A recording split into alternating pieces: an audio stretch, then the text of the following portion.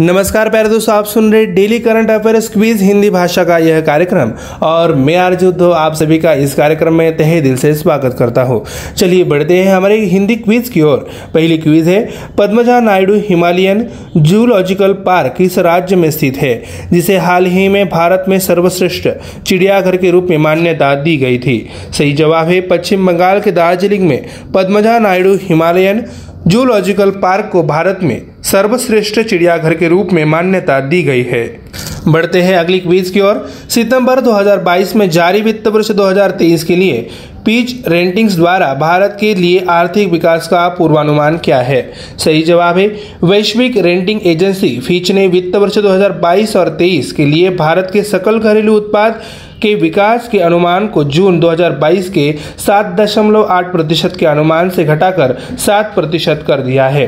बढ़ते हैं अगली क्विज की ओर। कंतार ब्रांडेज की most valuable Indian brand 2022 report के अनुसार निम्नलिखित में से कौन सी कंपनी भारत के सबसे मूल्यवान ब्रांड के रूप में उभरी थी? सही जवाब है भारत के सबसे मूल्यवान ब्रांडों पर कांतार ब्रांड की रिपोर्ट के अनुसार टाटा कंसल्टेंसी सर्विसेज में HDFC बैंक की जगह भारत का सबसे मूल्यवान ब्रांड है, जो 2014 के बाद से नंबर 1 स्थान पर है। बढ़ते हैं अगली क्विज की ओर। निम्नलिखित में से किस देश की उप कप्तान क्रिकेटर रेचल हेंस ने हाल ही में अंतर्राष्ट्रीय क्रिकेट से संन्यास की घोषणा की है?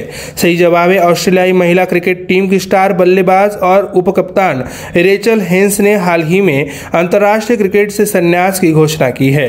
बढ़ते हैं अगली क्विज की ओर। निम्नलिखित में से किस देश ने 2022 south Asian football federation U17 championship का खिताब जीता? सही जवाब है भारतीय फुटबॉल टीम ने नेपाल को हराकर 2022 south Asian football federation U17 championship का खिताब जीत लिया है।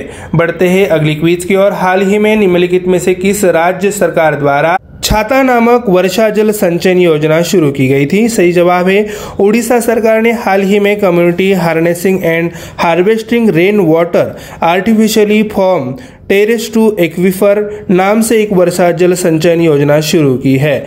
बढ़ते हैं अगली क्विज की ओर। निम्नलिखित में से किस नदी पर बिहार के मुख्यमंत्री नीतीश कुमार ने भारत के सबसे लंबे रबर बांध गयाजी बांध का उद्घाटन किया है?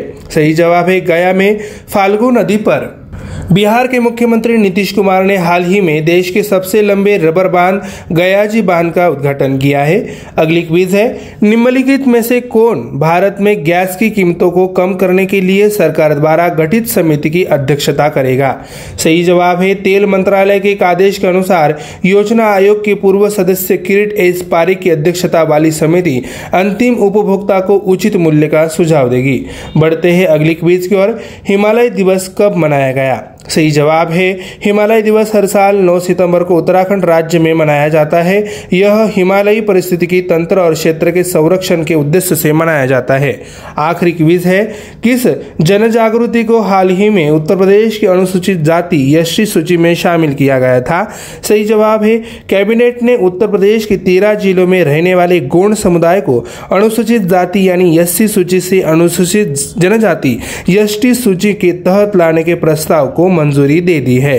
प्यारे दोस्तों, हमारा daily current affairs update Hindi भाषा का क्विज कार्यक्रम यहीं पे समाप्त होता है।